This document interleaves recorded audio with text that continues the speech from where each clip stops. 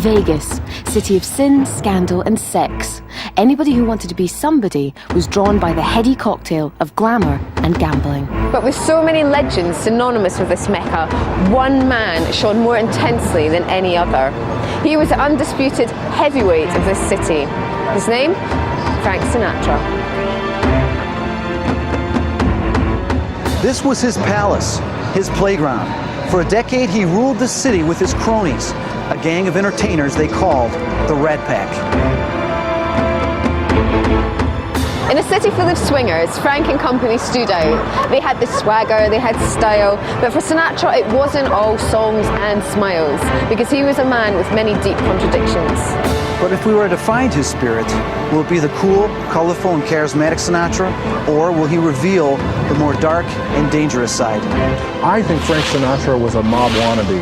I think he was about as tough as soft butter, but he loved hanging around tough guys. He was out to help so many people, but don't ever be his enemy, because you're in for a lot of trouble. Our search for the spirit of Sinatra would take us from the bright lights of Las Vegas to the dark tunnels of Lake Tahoe, but would either of us be ready for the roller coaster ahead? I'm having a feeling of get the hell out of here. You what? I'm having a feeling it does not want me here. Come on, out, no, out, no, no, no, no. Oh my God.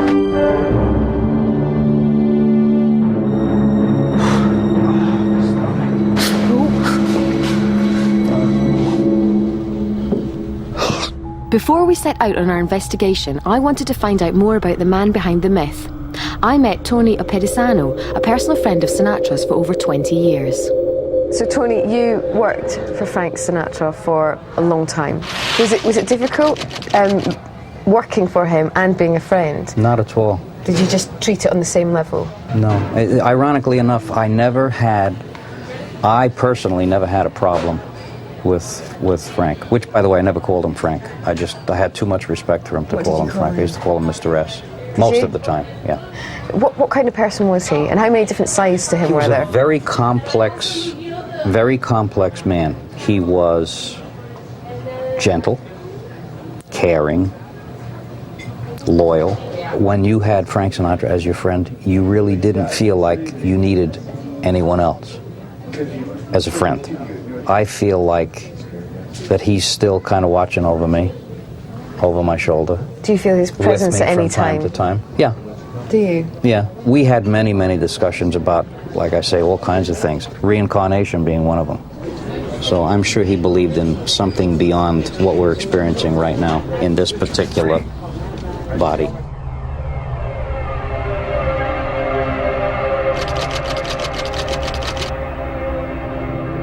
Meanwhile, Chris was uptown at the Stardust Casino to meet the legendary Vegas entertainer Rip Taylor, who had a unique relationship with the Rat Pack. It's like the waters parting in the Bible. When they walk into a casino, ooh, look who's here, oh my God, everything stops. But it was history, but we didn't know it at the time because we weren't working, we were having so much fun. We never, ever slept. So what kind of things did you guys get into? Trouble. There were many women visiting. You understand? You can't be rude to women. They offer things. Thank you, and they just know how to say thank you in many ways. Sometimes I was thanked to death. But the funny thing is, they weren't cocky about it. They were just having a good time all the time. So was Frank like right to the point? Always. You walk in the room and say, "How is he?" You don't say, "Hi, how is he?" Do you feel that the Rat Pack's spirit still lives here? The Rat Pack put Vegas on the map, and it's still talked about. As you know, we're doing it now. The Vegas that the Rat Pack ruled is not the Vegas of the 21st century. The Sands Hotel, the Desert Inn, and the Dunes are no more. But some hangouts still exist. So the next step in our investigation took us to the Golden Nugget in downtown Vegas, a place that was a second home to Sinatra in his twilight years. The Golden Nugget is an old-style casino and hotel, one of the few places that has remained unchanged over the decades. The showroom where Sinatra performed is still there. his dressing room is still referred to as Mr. Sinatra's. Perhaps we could find his spirit here, a place where he remains an important figure. The Golden Nugget's one of the original casinos in Las Vegas. We've been operating continuously since 1946. And if you look at the old skylines, the old marquees of Las Vegas, Golden Nugget was always featured prominently in that skyline. The Rat Pack hung out here quite a lot in the 60s. What was it about this hotel in Vegas that they liked so much? Las Vegas is one of those places I think that serves as a great backdrop to Frank Sinatra, and I think provided him with many of his songs. Luck Be a Lady Tonight. I mean, where else can you have that but Las Vegas? Chris wanted to find out more about Sinatra from the people who knew and served him. So he met up with the bellman and the porter who looked after old Blue Eyes on his numerous visits here. They accompanied Chris to Sinatra's favourite suite on the 5th floor. If his spirit remained anywhere in this hotel, would Chris find it in the comfort and luxury of these rooms? Oh, man. Now, this is the actual room that Frank used to stay in? He's got his own private bar. Only the best. I want one of those. So this is actually what it looked like when he stayed here? Pretty similar. They did a few renovations, but color-wise and wallpaper and everything is pretty much the same as it was. So I'm getting a chance to see exactly what Frank saw. With the sun setting over downtown Vegas, I met up with Chris in Frank Sinatra's suite to discuss how to further our investigation. Have you managed to pick anything up at all? Any energies while we've been here? Well, you know, when you were doing that interview with Dan, I walked around a little bit, and I did feel something. I mean, I said, whoa, what was that? And I feel that there is a presence in this hotel. As I came up here, and we walked down the corridor, I did feel strong energy. Well, when I walked in the door, of course, you know, it's extravagant. But the more I walked around and went upstairs, there's a lot of energy in this room. I mean, a lot. And it's different from some of the other places we've been that I'm trying to figure it out. But it definitely is something that's positive. Well, it pains me to say this, but tonight I would like you to spend the night in this poky little room and see if you can, see how you feel, really. I won't have a problem staying here. I'm sure there's going to be something that's going to want to come back here. Yeah, me.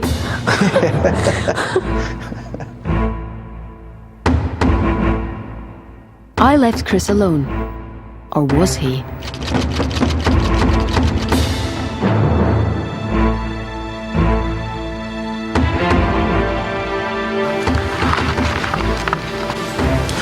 I am trying to get in touch with Frank Sinatra. Bless me with your presence. I tell you, there's a lot of energy in this room. I'm not terrified. I'm not afraid. And I don't sense any negative energy as long as I don't provoke anything. What I sense is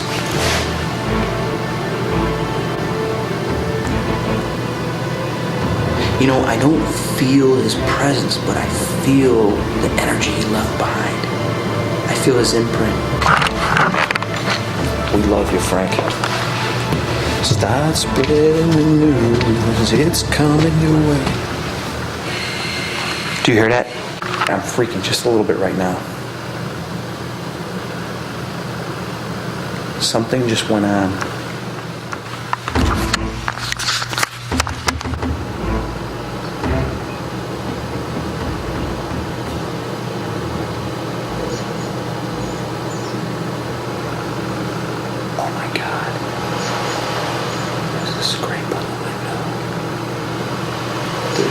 Scraping going on the window. All right, and I feel it too. All right, I'm convinced. There's something here now. That is not a normal sound. That was a hand scraping on the window a couple times. Oh God, I hope I got this on audio. How could anything be scraping on a window 5 floors up?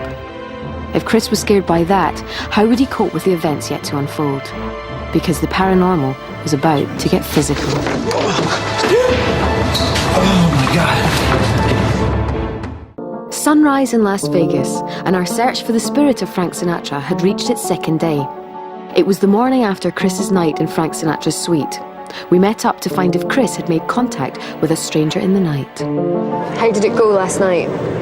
Well, it was a comfortable stay. Yeah, I bet it was. But more importantly, did you manage to feel or collect anything of Frank's spirit? This man, his legacy remains. I mean, there's no doubt about it. Of course, we see it when everybody talks about him, but walking around the suite that he used to stay in, I could feel his energy.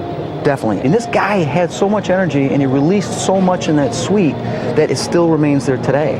Okay, we all know he's got a lot of energy, so I need to find a little bit more. But there is somewhere I'd like to take you next, and it's a place that he part-owned in Lake Tahoe, and it's called Calneva. So we boarded a plane, leaving behind the desert debauchery of a dusty Las Vegas. We headed north to the snow-capped mountains of Lake Tahoe via Reno, the biggest little city in the world. Ladies and gentlemen, it's our pleasure to welcome you to Reno, Nevada. Local time, 25 after 1. And another of the Rat Pack's haunts. Great, that's where we're going, the Polo Lounge. Now, apparently Frank Sinatra used to frequent this place when he was in Reno, and there's two guys in there called Frank, funnily enough, who I want to interview. Frank Perez is a long-time friend of many of the show business great and good, and he knew Sinatra from his Reno days. So Frank, could you tell me a little bit about the business you're in? Yes, I'm in the saloon business. I've been doing this for 45 years with great passion. What do you think it is about Frank Sinatra that has captured the imagination and the hearts of people to make him the icon that he is today? He's such a charismatic person. When you talk to him and you look at those blue eyes and he smiles, I mean, he owns you. The Calneva Lodge, we're going to be going up there. When you walk in that showroom, you'll feel the aura of Frank Sinatra. Do you really and think? Dean and Sammy, sure you will. We're going to find the spirit of Frank. You will. You'll feel it, believe me.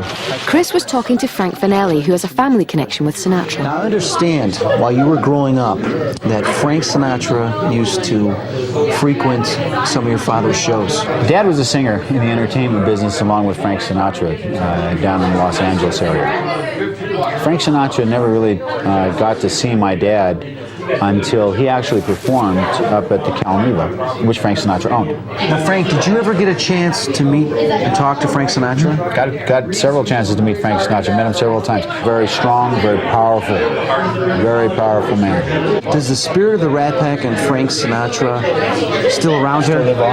Still live on? To a point, I'd say it lives on probably more up at the Calneva than any place else. It's really cool because it's set right on the California-Nevada border, hence the name Calneva. In fact, the border goes right through the casino. It's really cool because there's slot machines on this side and there's no slots on this side. That's California right there. Is there any mysteries that we don't know about Frank Sinatra or the Rat Pack? You know, if I told you, I'd have to kill you. The two Franks confirmed what I already suspected. The Calneva was the ultimate destination in our search for Sinatra, but I'd also heard rumours that he liked a little card game at the Thunderbird Lodge, an estate isolated on the banks of Lake Tahoe and thought to be paranormally active. Well, this is the Thunderbird Lodge, Chris. And apparently, I don't know whether it's true or not, but Frank Sinatra used to come here and play cards, and it's supposed to be haunted. Haunted, huh? Okay. You think Frank's ghost here? I don't know, that's your job. You gotta tell me. I don't know who's here. All I know is it's supposed to be haunted.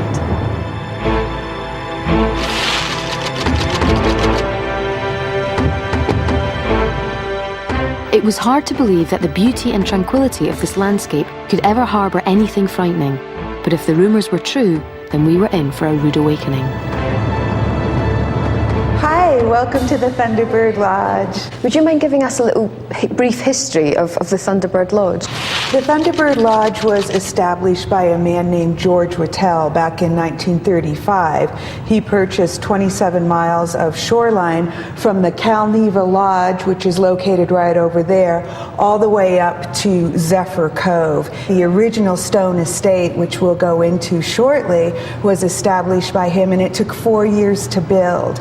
There's a 600-foot tunnel that connects the main lodge to the boathouse, and there's lots of stories about that boathouse and the tunnel as well. We've heard along the way that Frank Sinatra came here to play cards occasionally. If Frank Sinatra played cards here, he would have played in the Thunderbird card house. It has been rumoured that the Thunderbird Lodge is haunted. Is that the case? Do you know anything about it? We have done some investigation. We believe that there are some ghosts here of some paranormal. There is some paranormal activity here that we have become aware of since we've been here and started investigating. Our hunt took us down the narrow and nerve-wracking tunnels underneath the Thunderbird. The tunnel leads to first the card house and then to the boat house. This is blasted out of solid granite by Cornish miners. This door is a secret spiral staircase that goes up to the Thunderbird card house. Can we look? Let's go. I love the idea of a secret card house. So did George. Yeah. Oh, this is a great little room. This is the Thunderbird card house. Wow. Nice. For all these secret games. Exactly. High stakes, too. So if someone like Frank Sinatra came to this room, he'd be playing cards here. This is where he would have played, yes. The energy in the card room wasn't giving us any leads, so Mary Ellen led us to the boathouse, the place where the majority of alleged paranormal activity took place. This must be the boathouse. This is the boathouse. When was this built? This was built in 1939 in time for the Thunderbird to arrive at the lake from Bay City, Michigan in 1940. And has there been anything sensed in here ever? Yes. What kind of things have been sensed in here? A lot of Native American voices. The last sensitive felt that someone had died here. She said a very drunk woman died here, fell off the boat, and it was an accident, and nobody ever knew, that she was dying until it was too late. I'm sensing something more over here. Where did she sense it? Right about where the bow of the boat is. Okay. So just telling me not to go over there. It's spooky with those noises, isn't it? It's not nice. It's much more chilling. Yes. And the noises are a bit scary. It is scary in here. And you prancing about, freaking me out. That always works. Something else prancing out back there. Very Sorry guys, I interesting. was just feeling something behind us and I'm trying to see if I can get it on film. Don't expect your camera to work very well, Chris. Nobody's does. I see that. Chris, we're going to switch the lights off in here. Yeah, switch the lights off. Don't be afraid. It's horrible. It always sounds like someone falling in every time you hear that noise. Hey, Gail? Yeah? I had 20 minutes left on my camera. Yeah? Now it's dead. Does that happen? Oh, it's happening. Just a second ago, I had like 19 minutes, 20 minutes left. Yeah. And right now, my battery thing's going on. I have no time left at all. It just drained my camera. It doesn't want any pictures. Happens every time.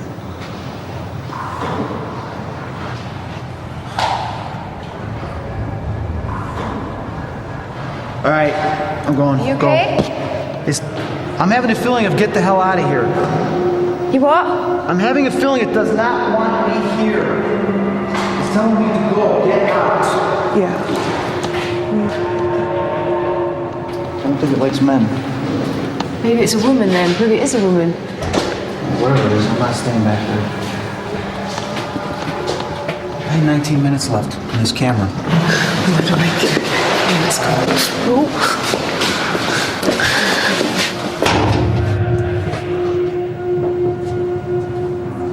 It's them closing the door. Was that you guys closing the door? Yes. Don't do that. We did pick up an EVP, but it wasn't in there. Okay. And it said, get out. Get out of here. Where was that picked up? It was upstairs in George's bedroom. Do you want to go and play? Yes, I want to get another tape. I'm going to give it to you. Okay. Because I want you to ask questions, because she might be more familiar to you.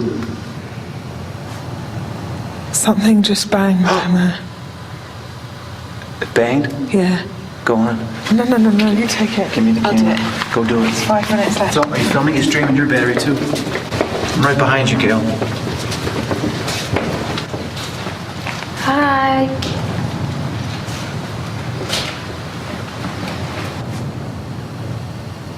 Knock once to stay, knock twice if you want us to leave. She doesn't like men, so don't speak.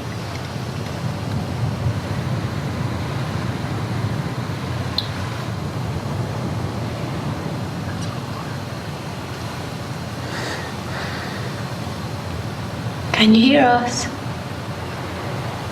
That's a lot of water, man. It's low, isn't it? Is it more than normal? Yeah, we haven't heard it move that much.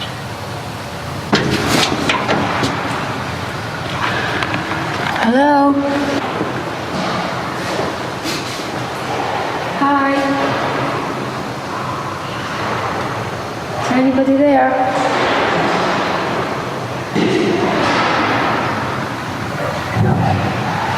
What was that? Can we get out now? Can we get out now? Right, I've had enough. Come on, out now. I was overcome by a need to leave the boathouse as soon as possible. When we later filtered the sound, we made what appears to be a startling EVP recording. EVP stands for Electronic Voice Phenomena. This is a recording of unknown sounds or voices for which there's no logical explanation once you've discarded radio signals, people present, or electronic interference.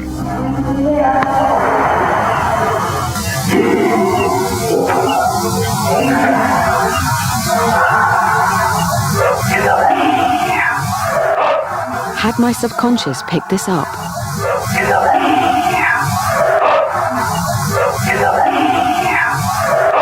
Can we get out now? Right, I've had enough. Come on, out now. Out now. We made our hasty retreat along the winding, claustrophobic corridors. We were all unnerved, but wanted to continue and investigate another allegedly active area, the bedroom of George Whittle, the original owner of the Thunderbird. So this is George's bedroom. Is there anyone here?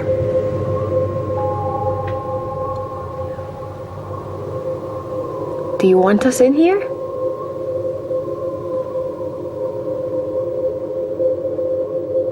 I don't get anything in here. I'm going up there. Are we okay to go up there? Uh-huh. That was me humming, sorry. Yeah, but the windows are... Anything up here?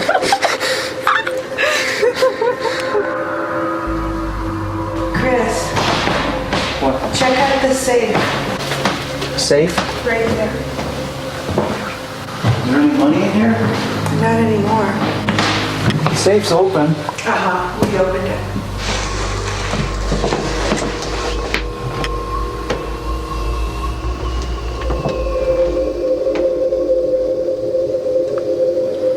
Is there anything? Something just pushed me. Oh my God. Something just pushed me. Had something just attacked Chris, or had the uneven floorboards in the Thunderbird caused him to stumble? No, I'm just standing there and something like just shoved me right in the stomach. I'm shaking. Has there been any other stories up at that safe? Just when somebody else went in there, they felt panic. They didn't experience exactly what Chris experienced. I guess I'm not supposed to be in that room. I've never seen anything like what just happened to Chris, or I wouldn't have suggested he go in there. Whoever or whatever was lurking at the Thunderbird obviously didn't want us around. Would the supposed paranormal activity at the Calneva make us any more welcome? In fact, would it ever want us to leave? Spooky. Hang on a second. Oh, is this cool? Look what I got. Day 3 and our investigation into the spirit of Frank Sinatra was about to lead us to our ultimate destination. Hiya. How you doing? Good. How are you feeling this morning? Yeah, I'm okay actually. I enjoyed myself last night, strangely enough. Yeah, I did. It was the first time that I've conquered a bit of my fear of the dark and sort of marched ahead and I felt a bit more like I was really interested but then still completely spooked. Well, first of all, I'm impressed with you. It's quite good, isn't it? So, but I gotta agree with you, I did not feel Frank. No, he definitely wasn't there. Well, I think it's the Calneva. We've got to go to Calneva. Okay. The original Calneva Lodge was built on a sacred Washoe Indian tribal ground in 1926 by wealthy businessman Robert P. Sherman. Sinatra fell in love with the place and he himself owned the Calneva from 1960 to 1963.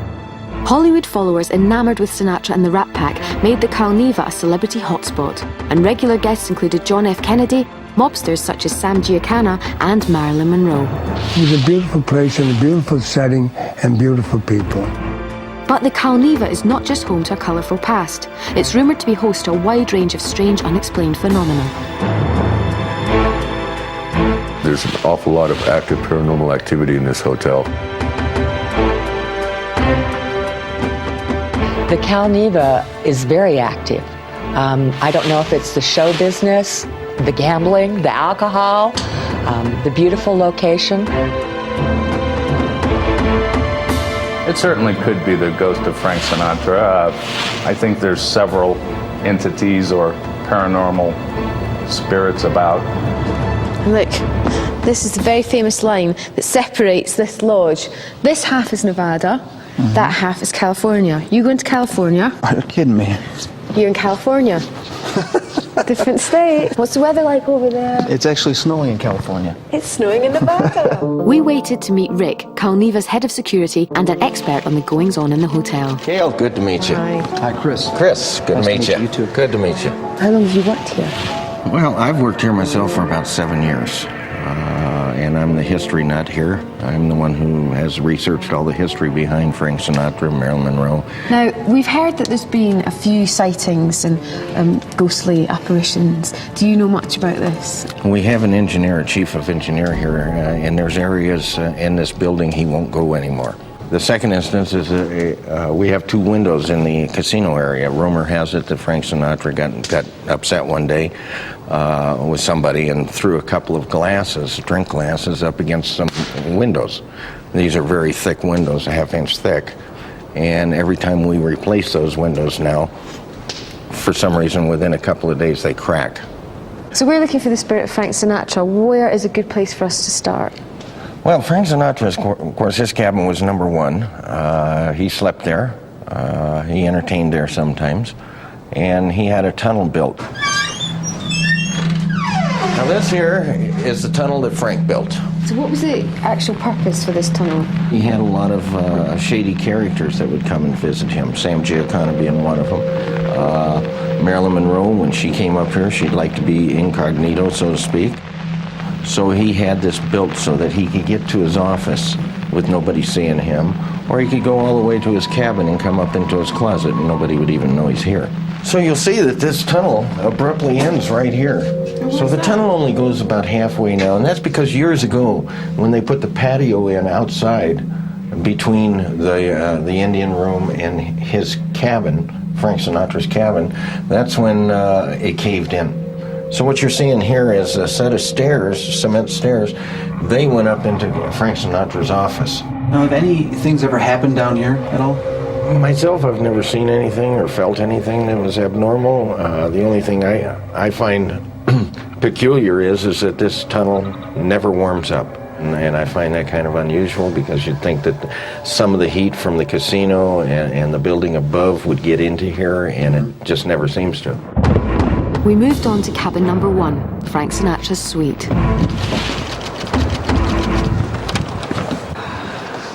Welcome to Frank Sinatra's cabin. God, it's a lot smaller than I thought it would be. It is quite small, but then again, he only used this to sleep in. Do you think he chose this just because it was nearest to the casino? Yeah. Yeah, and this is where he had the tunnel built and to come up into the closet. Okay.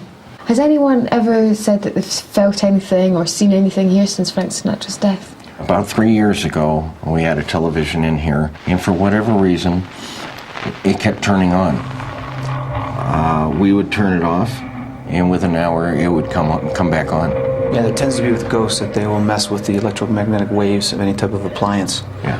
So... And it was spooky to me. I was also intrigued to take a look inside cabin number 3. This is Marilyn Monroe's cabin. Okay. This is where she stayed every time she came up to the Calneva. Seems a little bit nicer than that one. And she had a gorgeous view out the window. She's got a beautiful Absolutely gorgeous view. Interesting thing about this cabin, Marilyn Monroe's big mistake in life was let it be known that she was going to write her memoirs would have been real embarrassing for the Kennedys, the Mafia, Frank Sinatra. Bobby Kennedy was actually here one weekend visiting her. Now, whether it was business or whether it was pleasure, nobody really knows. They only know that a week later she was found dead in Los Angeles from an overdose. Do you sense anything in here, Chris? Yeah, the minute we walked in, I was feeling something moving around. I was wondering if it was just my eyes playing tricks, but when I stand still, I see the corners of my eyes, something whipping around. Did she come here a lot? She came here quite often. Frank and her were quite the item for a while. About 2 months before she actually died in Los Angeles, she did take an overdose in this cabin. Oh, did she? And she dialed the operator of the hotel. Frank Sinatra came down here real fast, found her laying naked in the middle of the floor. He immediately scooped her up, got her in a car, and got her to a hospital and had her stomach pumped.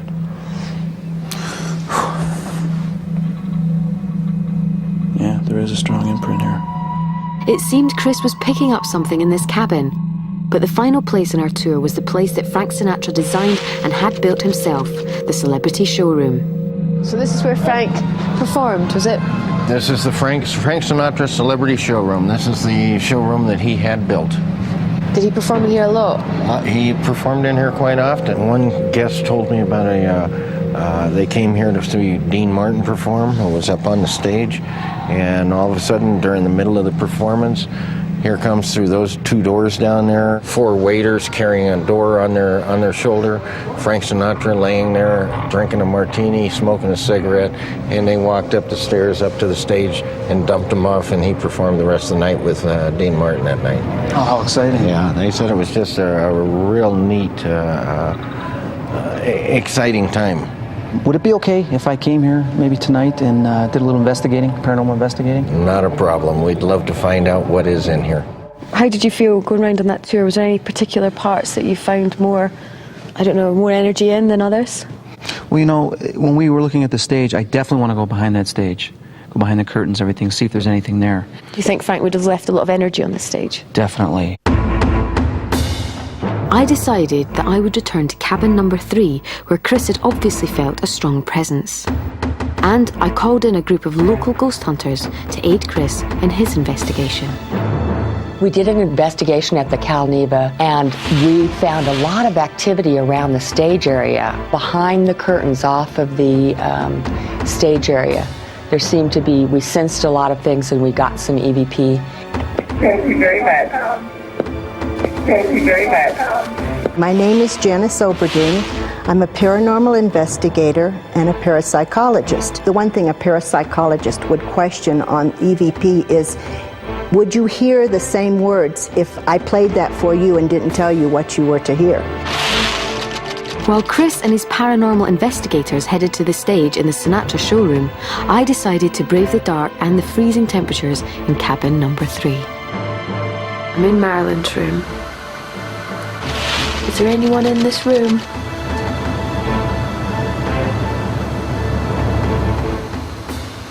Marilyn? Frank? It's really spooky, especially with it being snowing outside.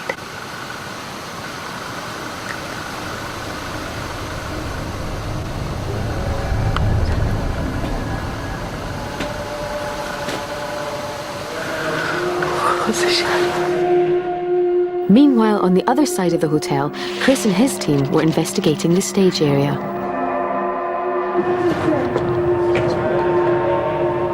If there's anybody here that wants to say something, speak now. It seems to like that side. There's definitely some type of energy up there. Note this, I've got 80 minutes left on my camera, and I am feeling something up here already. Look what I got. Hang on a second. Oh, is this cool? Look what I got. I got a streak. See it?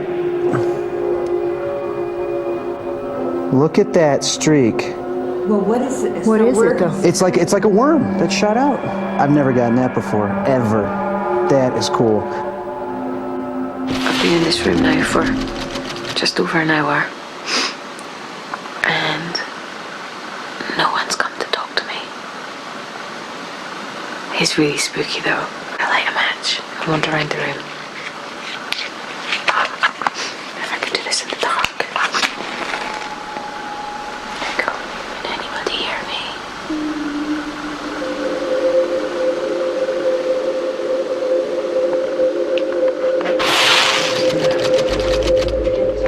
Is there anybody down here?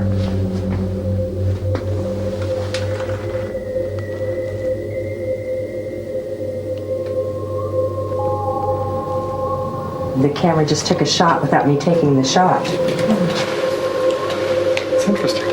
And what are you feeling, Chris? I don't really sense anything like any energy or anything.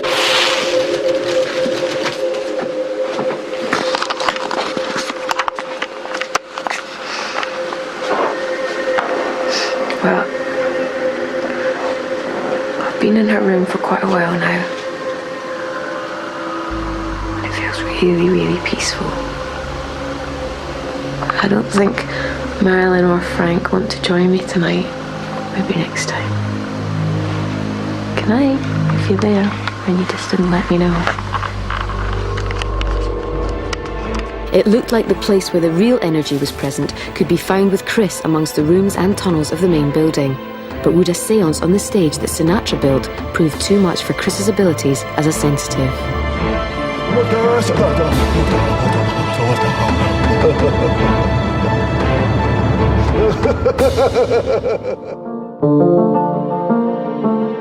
It's the final day in our search for the spirit of Frank Sinatra. So far, we've come across a number of possible paranormal phenomenon without getting any real contact from Sinatra or the Rat Pack. So the last stage in our investigation was to work out how to take that final step. So how did you get on last night? We went to the stage, like I told you, I wanted to go there. It was very active. We had stuff floating around. I felt like I saw something. I took pictures. I got some orbs. But we felt like it was moving towards above the stage. So I said, let's go up there. As we went up there and I turned around, I felt something. And I snapped a picture. And I want to show this to you. There's a couple different types you can get on film. You can get orbs, you can get ectoplasm, or you can get streaks. See that white streak that shoots across here? Streaks are sometimes the orbs moving so quickly that they create a streak right in the environment that you're at. Out of all the pictures I've ever taken, I haven't had anything like this show up. It's very rare to get this. And when investigators Can we get that checked out then? Of course we can. Was the streak a laser or something more sinister? It could have been caused by one of our cameras, but its shape seemed too disjointed to have come from our electronic equipment. I'm thinking, since neither of us have found what we can determine as Frank's spirit, I was hoping that tonight you wouldn't mind doing a séance. I think that'd be a good idea, because I don't think Frank's still around. We gotta contact him somehow. I decided that the best place for the séance to take place was on the stage of Sinatra's showroom. But as the afternoon progressed, I also made a more difficult decision: to remove myself and my skepticism from the séance. Basically, a séance is a group gets together and tries to call in a spirit. The group energy helps call someone from the other side in. And if you're in a location where there's an attachment of some kind, of course that would help. My role is going to be, I'm going to frisk everybody as they come into the séance to make sure that there's no trickery involved. That's an essential part of a séance. You have to ensure before the séance starts that there's no trickery. I will check under the table, around the table, the area where the sitters, the mediums, everybody will be sitting, to ensure that there's no wires, no lights, nothing untoward. And then I will observe the séance and hopefully be able to give a rational explanation for anything that may be occurring. Close your eyes and center yourself. We call on our friends on the other side, our guides. We ask them to open a doorway. Chris, are you feeling anything?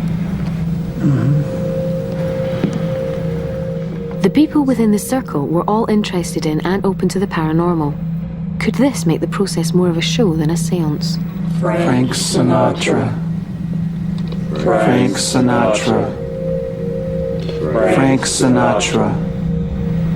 I'm having trouble keeping my hands down. They want to lift. I sense a little bit, somebody's here with a little bit of irritation. It's kind of like, yeah, what do you want? What is your name?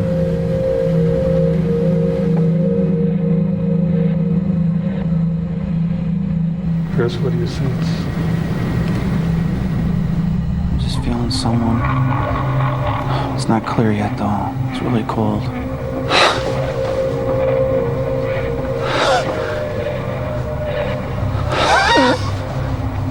So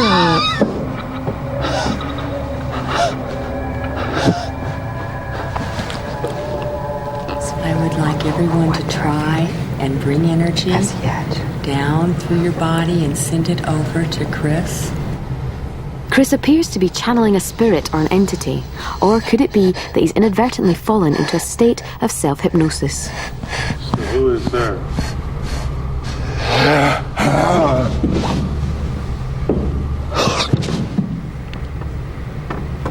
You are an entity that is with Chris. You must respect the body. Who are you? It's very cold. We are in total light here, total protection. Who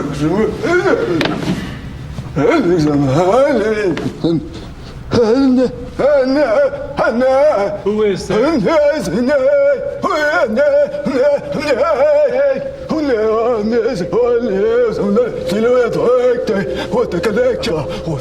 Was Chris really channeling the spirit of a Native American Indian, or had he subconsciously absorbed the history surrounding him? Who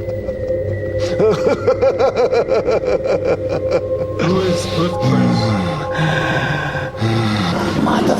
He does appear to be speaking as a Native American Washoe dialect. Oh my God. Get out! David, what's going on? It seemed that Chris wasn't the only one affected by the alleged energy in the room. Dave Preston, a local radio journalist, screamed the words "get out" for no apparent reason. Open your eyes. Grounded.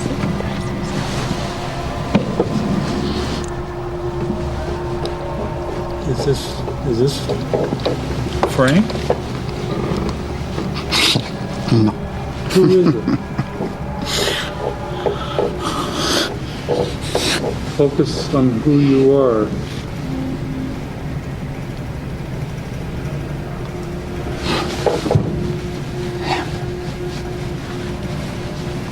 You can communicate. That's why you're here, is to communicate, so do so. What's wrong now? He's glad to be back in the physical.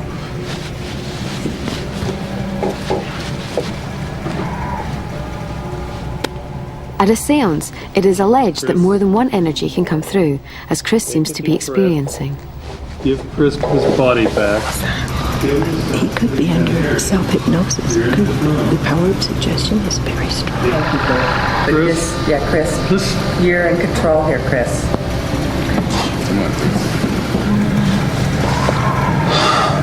Chris, it's time for you to come back now. Okay, everybody take a deep breath. All right. Are you all right? That was Sammy Davis Jr. Okay. I felt him. David, what was going on with you? I kept hearing in my head just a huge voice yelling, "Get out, get out, get out, get out." Okay, get so out, somebody get would out, like us to get out of here. I did sense Frank.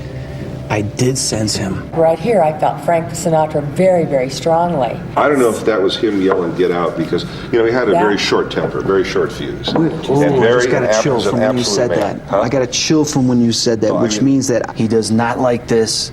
He's like, and I think that's why Sammy came down to say, well, let me talk to them, let me do something, because you don't want to do this. And yeah, Sammy does not like us being on this stage. It was enlightening. It keeps me thinking that while I accept the paranormal, I'm not sure that I'm yet a believer. To be very candid with you, I was a skeptic at first.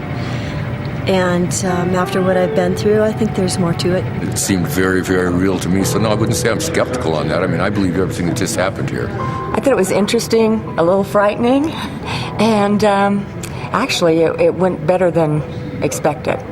I thought that Chris may have had a spirit enter his body. But when we're talking about feelings, and I noticed that everyone was discussing their feelings, there's no way to prove or disprove feelings. I believe when you get a group together like that, it's very easy to jump into and convince yourself that you're feeling something, or like a mass hysteria or hypnosis. The morning after, and there was a strange stillness in the air. I waited patiently, pondering what news Chris would bring. had we found Sinatra. Hiya. Good morning. Well, how was it? A little bit more than I bargained for. Yeah? Yeah. Why? Well, when we did the seance, I started channeling, which I've really never done before. I mean, we got an Indian, which I don't know who the heck he was. A couple other spirits came through, but I was trying to really focus after they got out of the way on Frank. And it was like this dark tunnel created, and I saw Frank at the end of the tunnel. You know, I think they actually did move on to the other side, and last night during the seance, even though you weren't there was a little bit of contact that was made. And I think that's as close as we're going to get, Gail. Chris obviously believed in what he'd experienced during our journey. Although I still had my doubts about the paranormal activity I'd been exposed to, I considered it to have been a successful investigation. Sinatra's spirit is still around, but whether that's in ghostly form or just on the turntable of your record player has yet to be decided.